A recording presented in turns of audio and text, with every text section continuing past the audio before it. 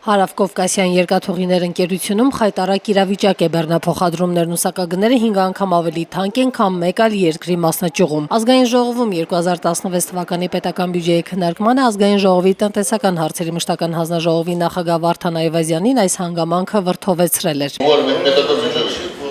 Չեմ վրդովում, հարց եմ տալիս։ Սովորական հասկանամ։ Վրդոված եք հարցնում։ Հարավկովկասյան երկաթուղի ընկերությունը Հայաստանի Հանրապետության կառավարությանը ներկայացրել է 524 միլիոն դրամի փոխհատուցման պահանջ, որը պետք է վճարվի 2016 թվականի բյուջեով։ Վարդան Այվազյանին այս փաստը ևս զարմացրել էր։ Ըստ պայմանագրի, կոնստիտուցիոն պայմանագրի ֆիքսվել է, որ ուղևորափոխադրումների այսքան քանակի առնչությամբ, եթե մենք չենք ապահովում այսքան գումար, ապա Հայաստանի Հանրապետության կողմից դա փոխհատուցվում է։ Իսկ իր զեկույցից հետո Գագիկ Բեգլարյանը լրագրողների հետ ճեպազրույցում անդրադարձավ Տուլայում տեղի ունեցած ավտոբուսի վթարին։ Նա նշեց, որ մահացածների ընտանիքներին կտրամադրվի 1 միլիոն, իսկ վիրավորների ընտանիքներին մինչև 1 միլիոն դրամ։ Պետությունը այս վթարի հետ կապված միայն մարդկային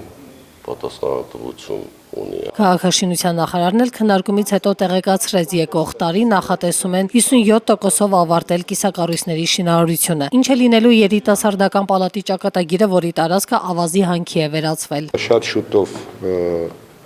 ներկայացնում ենք ազգային ժողով օրենք Երևանի կենտրոնի մասին եւ այդ օրենքում խիստ պատժամիջոցներ են նախատեսված։ Որպես ճարտարապետ Նարեկ Սարգսյանը իրեն բավարարված է զգում, որ մրցույթում հաղթած ճապոնական նախագիծը չի իրագործվելու, քանի որ հաղթող ընկերությունը հրաժարվել է։ Այսօր Նարեկ Սարգսյանը ասում էր, թե ճապոնական նախագծով այն Երևանի հետ կապ չունեցող շինություն էր լինելու, խոշոր չափերի անհասկանալի բնակելի մի տուն։